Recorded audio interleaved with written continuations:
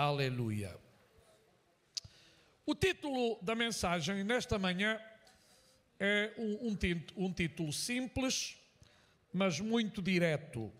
Pregando sempre a verdade e o que é verdadeiro. Certamente algum pode dizer que isto é um pleonasmo, a verdade e o verdadeiro, uma repetição.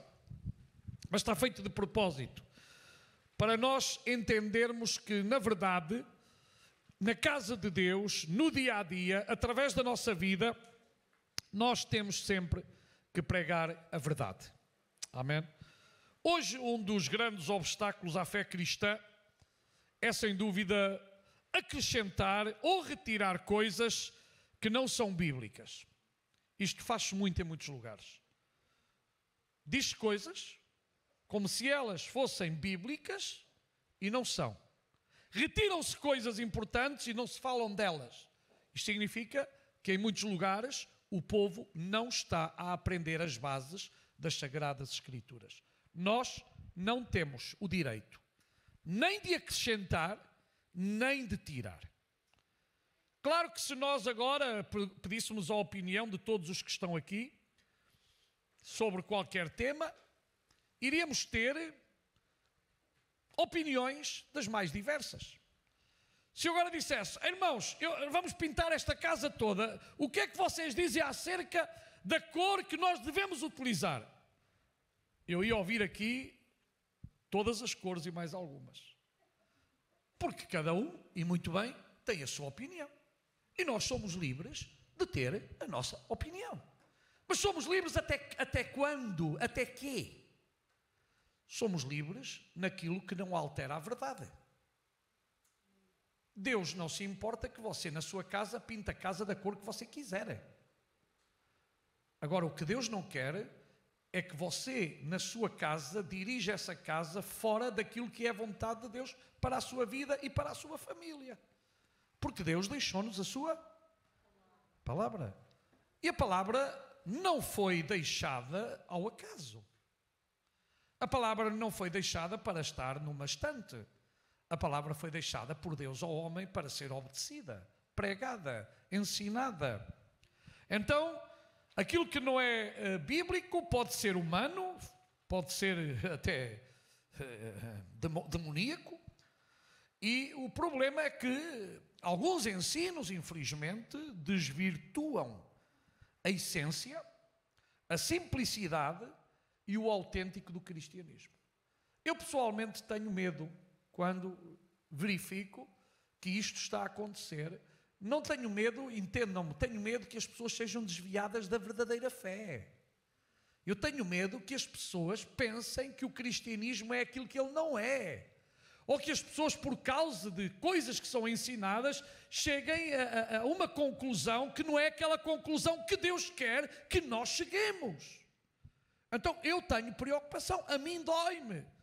Ainda esta semana, e eu não vi o programa, quero ver, houve aí um programa, e alguns irmãos que estão aqui provavelmente ouviram, e até andaram lá, numa certa e determinada igreja, que eu não vou mencionar aqui o nome, que, irmãos, há pessoas que estiveram lá e denunciaram publicamente, nos meios de comunicação, que aquilo começou muito bem, terminou muito mal, ou está muito mal.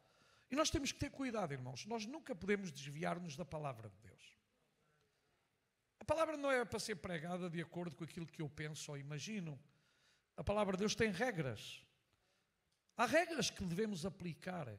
Não é ler versículos como se fosse beber copos de água. Eu bebo os copos de água que eu quiser.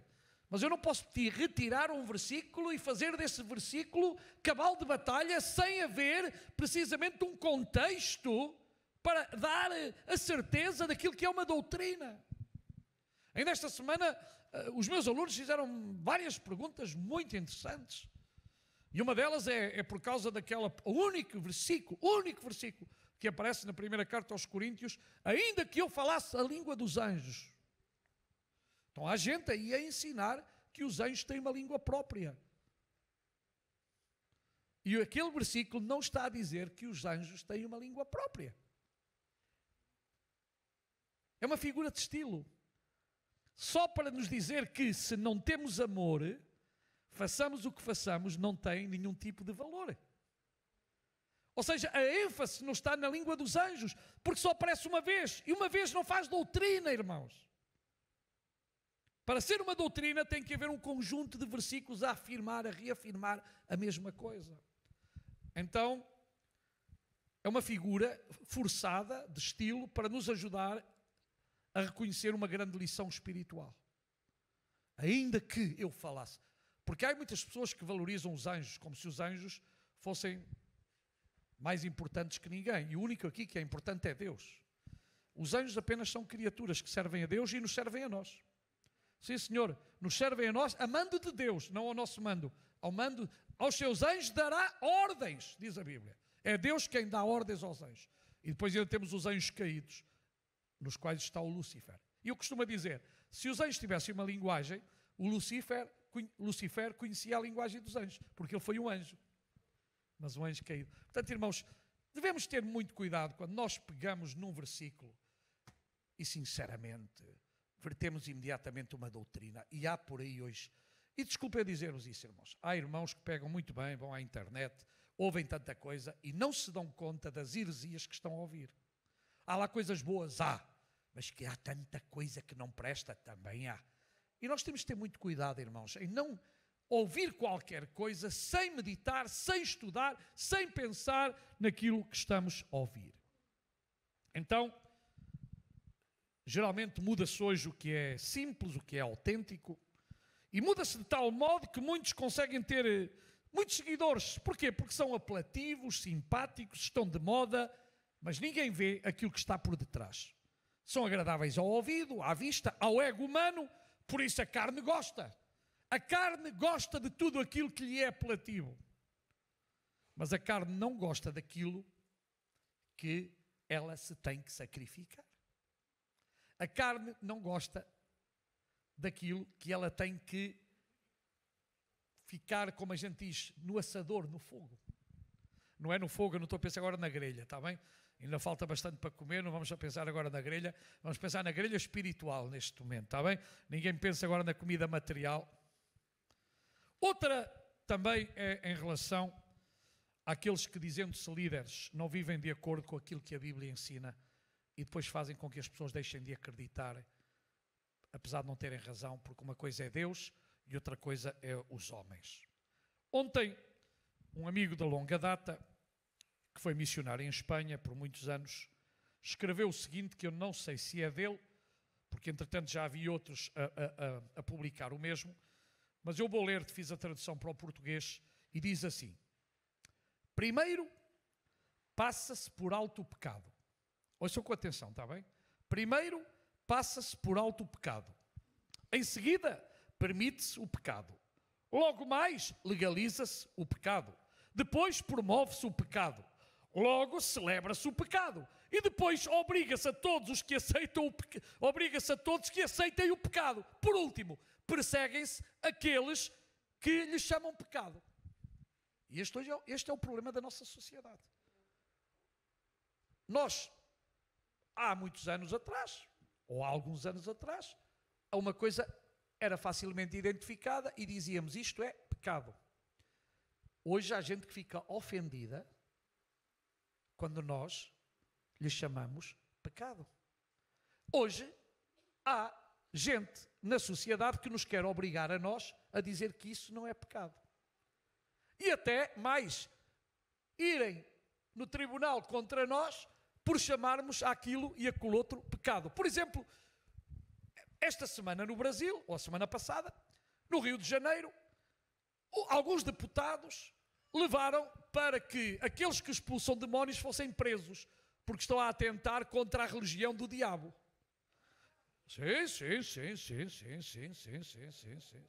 Sim. Todo aquele que expulsa um demónio não pode fazer, porque a religião tem que ser respeitada. A religião do diabo tem que ser respeitada. Olha, irmãos, cada dia vivemos num mundo mais estúpido, onde as pessoas parece que não têm massa cinzenta. E aqueles que deviam, de alguma maneira, promover coisas boas nos lugares oficiais, irmãos, levam cada coisa que não lembra a mais ninguém, a não ser a um maluco, a um louco. Então, isto é verdade, e nós temos que ter muito cuidado.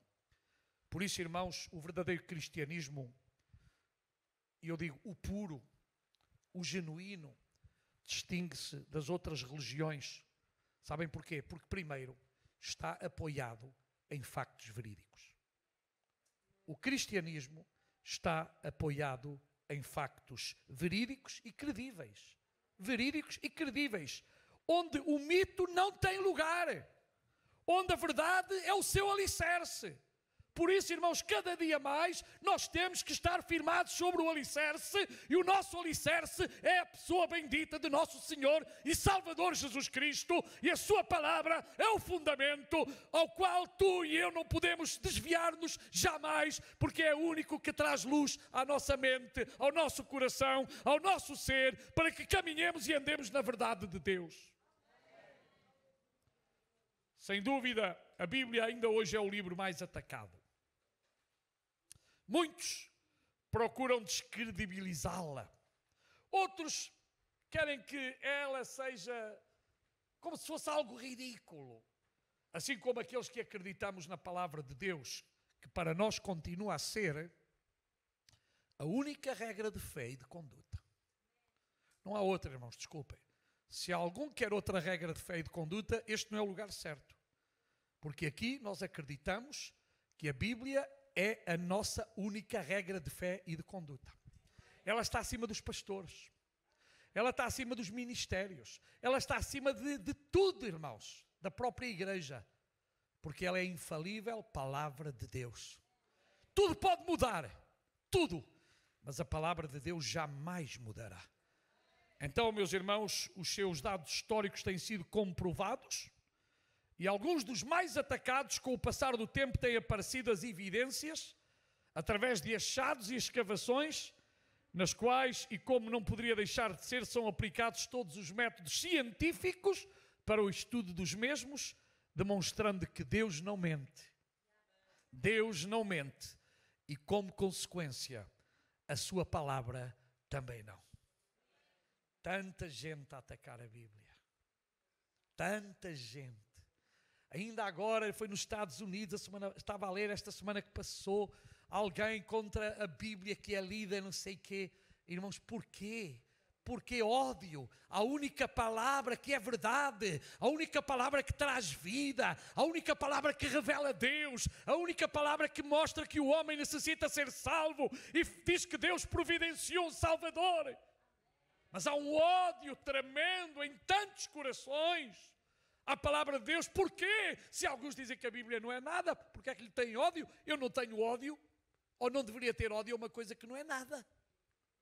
Se não é nada, deixa em paz. Mas é mentira. O diabo não quer que a palavra de Deus seja ensinada. O diabo não quer que a palavra de Deus seja proclamada. O diabo não quer que a palavra de Deus seja guardada nos nossos corações e colocada por direção das nossas vidas.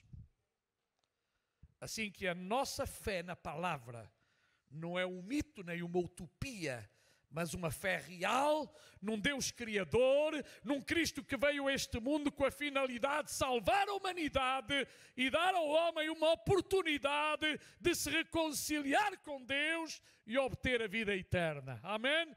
Então, irmãos, ninguém quer, mas a Bíblia ainda hoje fala aos nossos corações. Em relação a Cristo, gostaria de analisar convosco nesta manhã versículos baseados no pensamento com o qual iniciei esta mensagem, pregando sempre a verdade e o que é verdadeiro. Esta semana um grupo dos meus estudantes colocou uma palavra que eu não conhecia, do povo Umbando, da África, que é o Otchiliviço. É uma palavra assim. Não vou pedir que vocês decorem a palavra. Otchiliviço. Em Umbundo. Sabe o que significa? Só é verdade ou verdadeiro o que foi visto. Só é verdade ou verdadeiro o que foi visto. E eu pensei imediatamente, é interessante que os discípulos e alguns deles que não acreditavam na ressurreição de Jesus, depois de verem Jesus cara a cara, depois de tocarem Jesus, mudaram totalmente de opinião. Oh, chilibiço! Só é verdadeiro aquilo que se vê. Eles viram. E trouxeram-nos a nós esse testemunho para que nós creiamos que Jesus é o bendito Filho de Deus. Vamos iniciar com Paulo de Tarso. Vou contar a história. Conhecem? Quem era Paulo de Tarso? Judeu, fariseu, acreditava como fariseu na vida depois da morte, nos anjos, nos milagres, no sobrenatural, mas não acreditava que Jesus fosse Deus, não acreditava que Jesus fosse o Messias, não acreditava naquilo que o próprio Senhor Jesus Cristo disse antes que Abraão fosse, eu sou, um jovem de 30 e pico anos, a dizer que era antes de Abraão. Alguns disseram blasfema, outros provavelmente riram-se. Como é que um jovem está a falar de um dos nossos pais, que já morreu há tantos anos, e diz que ele era antes de Abraão? Irmãos, Saulo de Tarso, sem dúvida, foi um grande perseguidor dos cristãos. Capítulo 7 do livro dos Atos dos Apóstolos, os irmãos podem ver a grande história de Estevão. Estevão foi um dos primeiros diáconos da igreja primitiva que foi para a praça pública pregar a palavra de Deus e como tal foi apedrejado. E quando ele estava a ser apedrejado, e diante dele estava Saulo de Tarso, a quem foram colocados as vestes deste homem, ele diz que via o Senhor. Sendo apedrejado, teve uma visão e dizia que estava a ver o Senhor e ao mesmo tempo podia dizer: Pai, perdoa-lhes, aos seus inimigos, àqueles que lhe estavam a tirar pedras para o matar. Só um homem, na presença de Deus, teria possibilidade perante os seus inimigos de lhes perdoar, porque na verdade teve um encontro com Jesus, o ressuscitado. Não era nenhum mito, não era nenhum conto da mitologia, e certamente aqueles que já leram os deuses e a mitologia grega fartam-se de rir com as invenções daqueles deuses que de deuses não tinham nada, eram apenas figuras humanas elevadas, por quanto a mim, ao ridículo, porque as suas atitudes, as suas maneiras de estar, eram pessoas egoístas, vingativas, más, gente muitas vezes sem nenhum tipo de escrúpulo, que não lhe importava matar a sua família, a sua mãe, o seu pai, os seus irmãos. Era terrível. Se vocês lerem a mitologia dos deuses gregos, é isto que vocês encontram. Mas agora nós encontramos um Jesus que ensina a amar. Um Jesus que nos ensina a perdoar. Um Jesus que veio buscar e salvar todo aquele que estava perdido e os homens não o aceitam.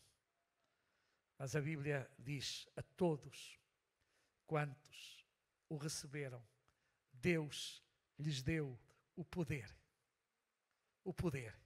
de serem feitos seus filhos. A quem? Aos que creem no seu nome. Quando nós cremos neste nome, que é sobre todo o nome, que tem todo o poder, o milagre acontece.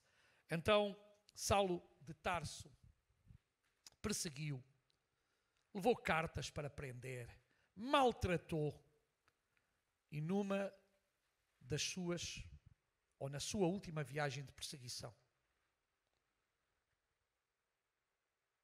e a caminho, lembram-se de que cidade? Damasco. Damasco ficava onde hoje está a Síria, ok? Hoje é a capital da Síria também. E Paulo dirigia-se lá para apanhar cristãos. o perseguidor apareceu-lhe. Saulo, Saulo, por que me persegues? Coisa dura é para ti dar coices contra o aguilhão. Ou seja, Deus está a dizer a Paulo, tu estás a ferir-te a ti próprio, porque estás a ir contra aquilo que é verdadeiro, aquilo que é autêntico. E aí Paulo tem o encontro com Jesus.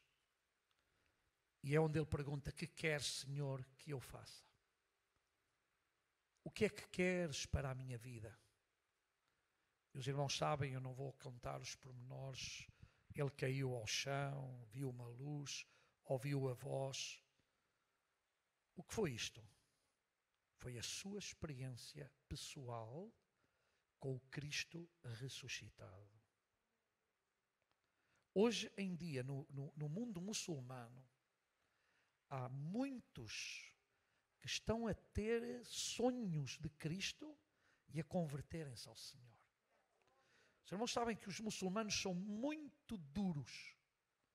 Eles não aceitam, estão envenenados contra tudo o que seja cristianismo. E Deus está-se a revelar. Em vários destes países há um avivamento. É verdade que é subterrâneo, é escondido, mas Deus está a trabalhar na vida deles, através de aparecer a eles em sonho, em visão, e a dizer, eu sou o Senhor, eu quero salvar-te, eu quero resgatar-te, eu vim para fazer algo na tua vida. Como é que alguém pode ir e dizer que isso não é verdade? Eu não admito que algo que eu vejo, que eu sinto, que me toca a mim viver, que alguém diga que não é verdade. É o mesmo que eu ia dizer o mesmo a vocês. Cada um de nós sabe das suas experiências com Deus. Isso é muito pessoal, isso é muito íntimo. Mas Jesus revela-se ao homem. E Ele revela-se como Ele quer, como Ele deseja. Ele não está limitado a nenhum de nós. É por isso que João dizia, o que era desde o princípio, o que ouvimos, o que vimos com os nossos olhos, o que contemplamos e as nossas mãos apalparam a respeito da palavra de vida, está a dizer a Cristo. Eles tocaram, eles viram, eles ouviram. Como é que se pode dizer que não era verdade? E sabe o que é que Paulo diz a Coríntios? Naquele tempo ainda viviam 500 irmãos. É muita gente. 500 alienados? Não. 500 irmãos que viram Jesus ressuscitado. As mulheres viram o Cristo ressuscitado. Os discípulos a caminho de Imaús não entenderam, os seus olhos estavam como velados para não entender, para não ver. E Jesus fez que não, e ele já entra na casa, já é tarde. Diz que quando Jesus foi partir o pão, provavelmente fez com o manto assim, e aqui estavam as marcas dos cravos. Antes não podiam ver, ele estava assim. Quando se parte o pão, vocês fazem isto. E eles entenderam que era Jesus, e de repente Jesus desapareceu. Então, irmãos, o nosso Cristo não é nenhum mito. O nosso Cristo é autêntico, é verdadeiro. E a prova disso é cada um de nós. O meu testemunho, o teu testemunho, a minha vida, a tua vida, provam que Jesus é o Cristo ressuscitado de entre os mortos.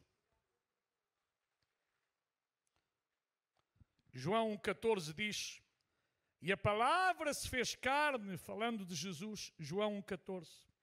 E habitou entre nós. Vimos a sua glória.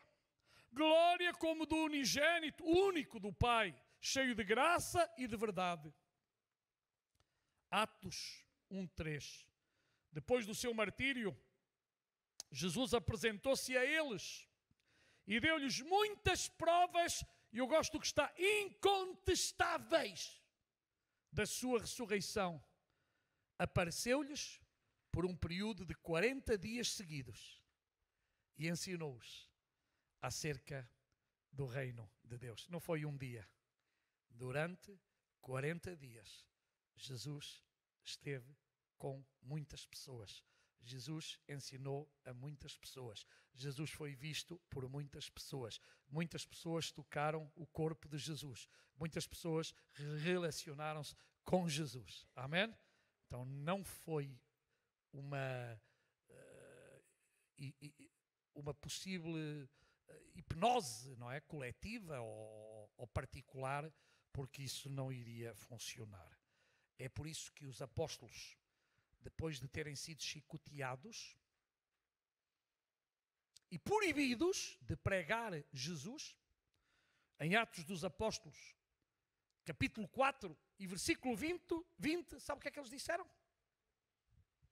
Nós não podemos deixar de falar de tudo quanto vimos e ouvimos.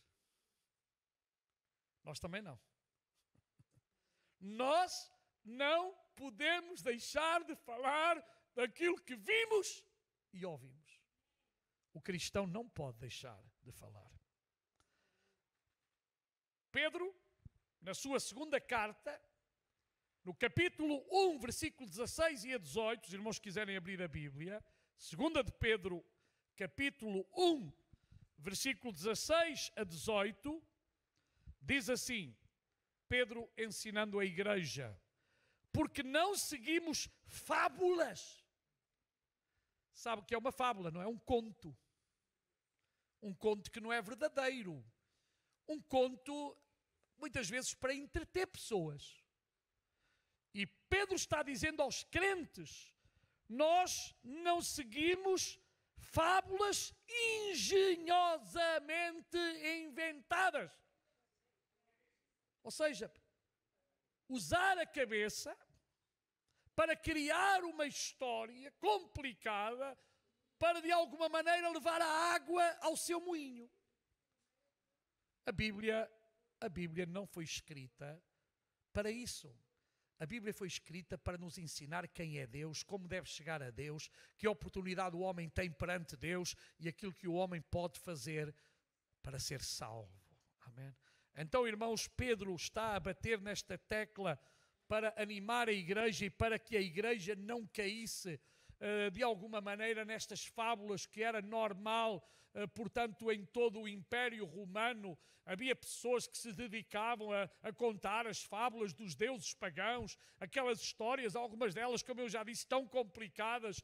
E Pedro aqui quer salientar o que é o Evangelho, o que é a palavra de Deus. É por isso que ele diz que não seguimos fábulas engenhosamente inventadas. Nós não inventamos nada. Nós falamos aquilo que é verdade. Nós pregamos aquilo que é verdade. E a palavra de Deus é verdade, irmãos. A palavra de Deus é verdade. E diz, quando vos fizeram conhecer o poder e a vinda do Senhor Jesus Cristo, pois fomos testemunhas o quê? Oculares. Pedro foi uma das testemunhas oculares.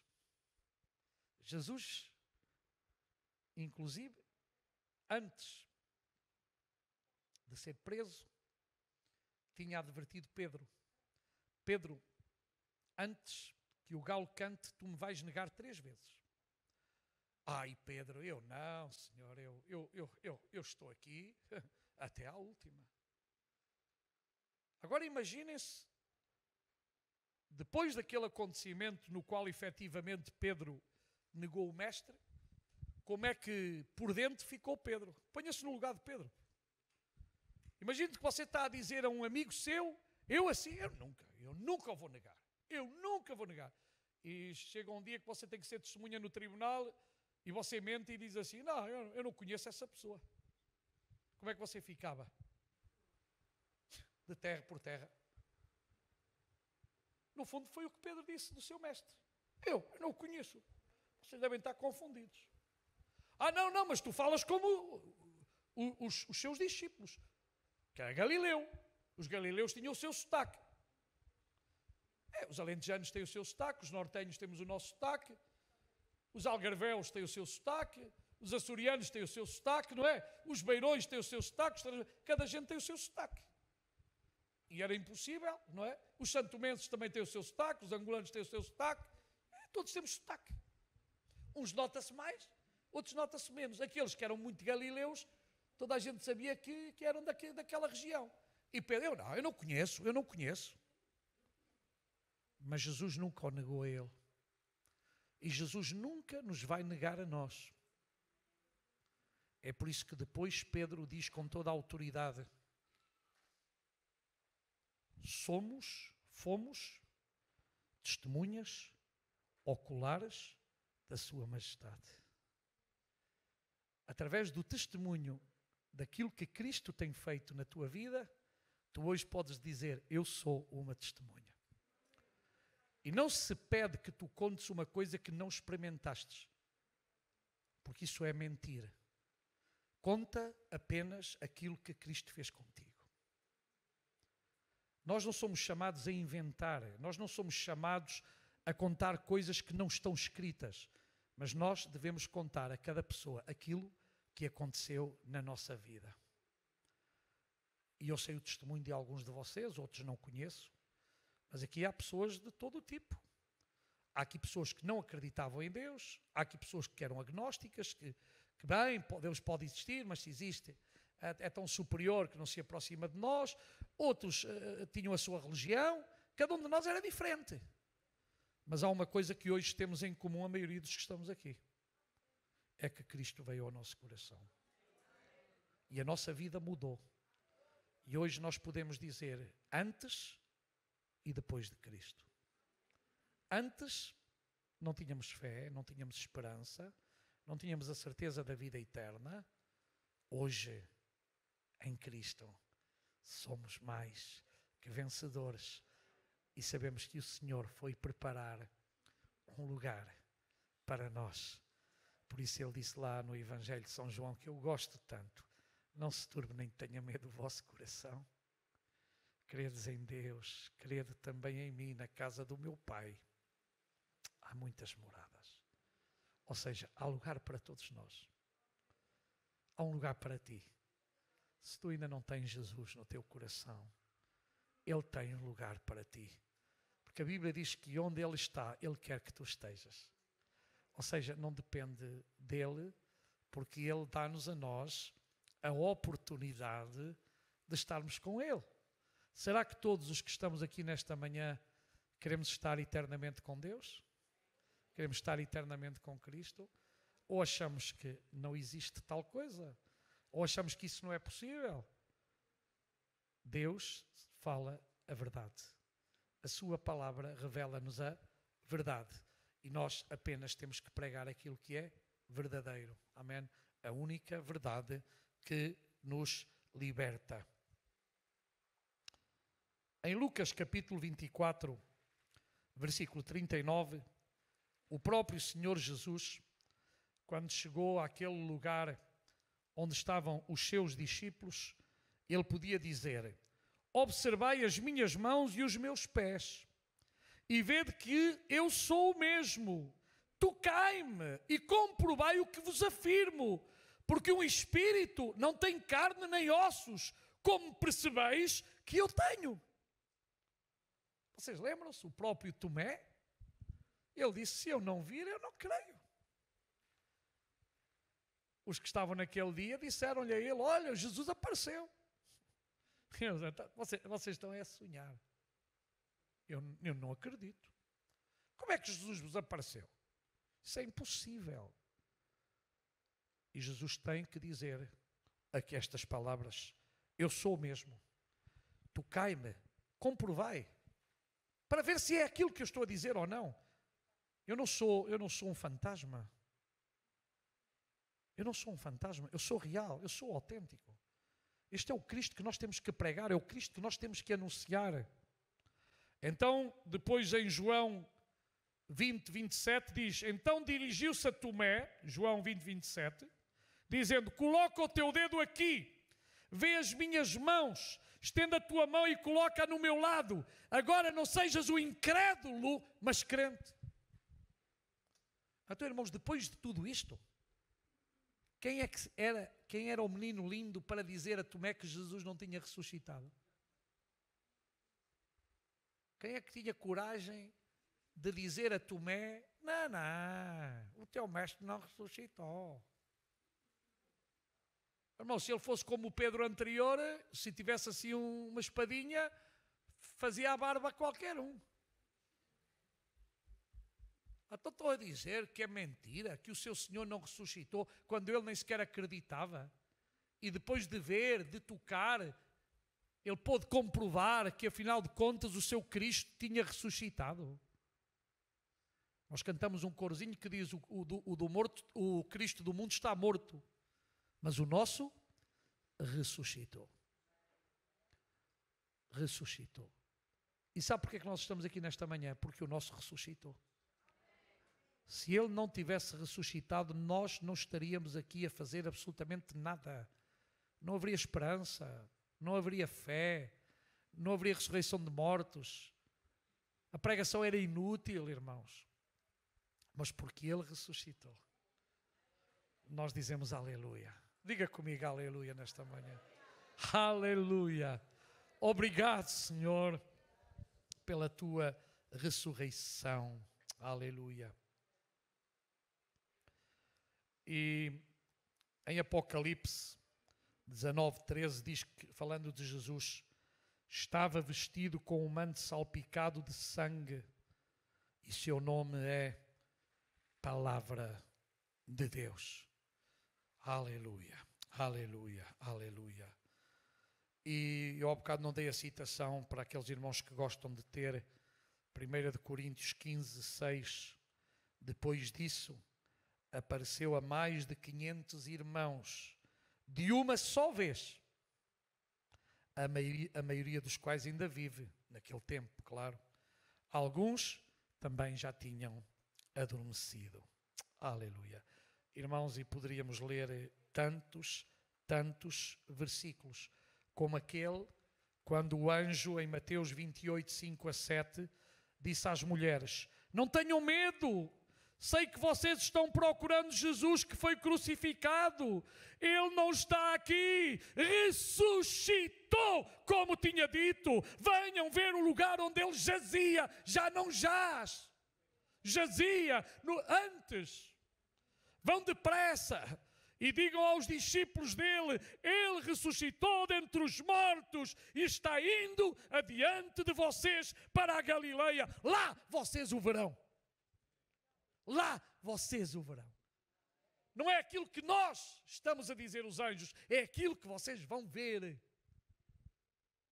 Eu nunca vi Jesus cara a cara, mas eu sinto a sua presença. Nunca ouvi. Um dia vou vê-lo. Um dia vou vê-lo. Mas eu sinto o seu poder, o seu amor. Tu podes sentir também. Abre o teu coração nesta manhã. Tu podes vê-lo pela fé. Tu podes tocá-lo. Ele é real.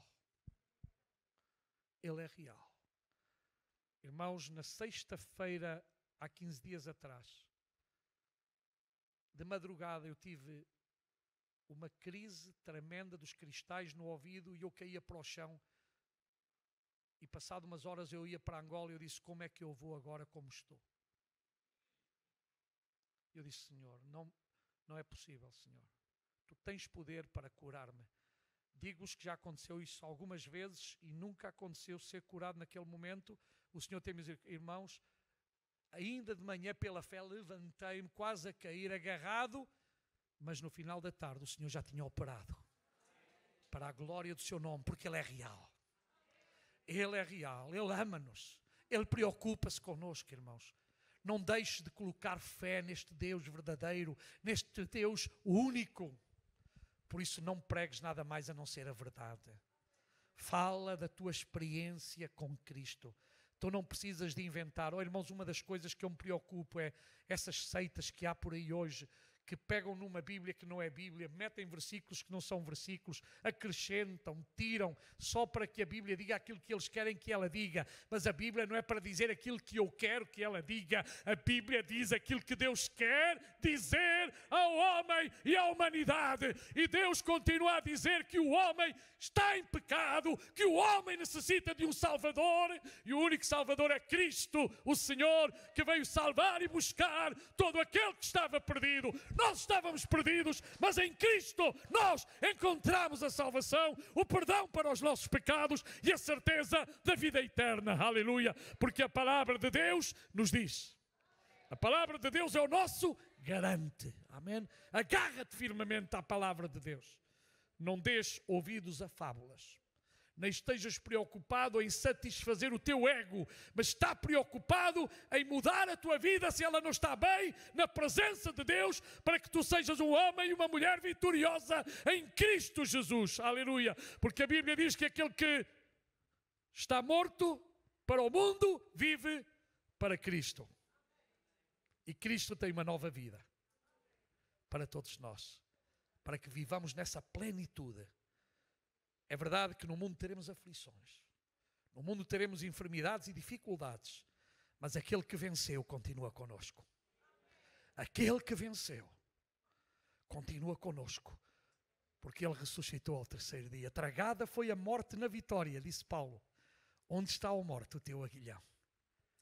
Ele venceu a morte, para que tu e eu tenhamos vitória. Agarra-te à palavra do Senhor. Deixa que a fé aumente pelo ouvir e o ouvir a sua palavra.